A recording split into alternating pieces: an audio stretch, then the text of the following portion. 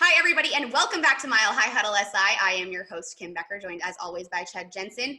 Now, despite an epic fourth quarter comeback for the Denver Broncos in which they overcame a 21-point deficit to beat the Los Angeles Chargers in Week 8, the oddsmakers still don't like the Denver Broncos' odds for making the playoffs. Now, the Broncos are sitting at 3-4 in the regular season, and as they head into Week 9, what do you think that their outlook is on the postseason, Chad? It's not great just by virtue of the fact that they started 0-3, and on the remaining schedule, you got teams like the Chiefs still, the Raiders twice, the Saints, the Bills.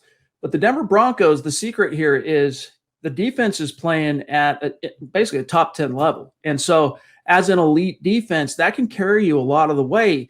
All you need is for this young offense led by Drew Lock to start looking a lot more like the version that we saw in the fourth quarter against the Chargers than it was, of course, the preceding 7 or 8 quarters or so, dating back 3 weeks. So if, in fact, in Week 8, that fourth quarter performance is a harbinger of things to come, or even a hint that, you know, he and Pat Shurmur, the offensive coordinator, are starting to figure things out with more time on task. You got to remember, they lost out on 1,400 reps by losing the offseason training program and the preseason.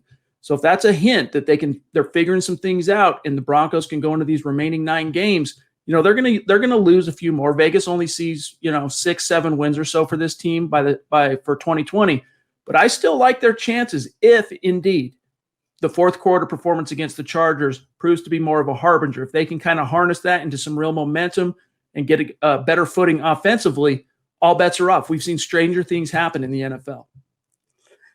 I mean, hard to believe we're already halfway through the season, but I like their chances as well. Chad, thanks so much for your insight tonight. Thanks, Kim.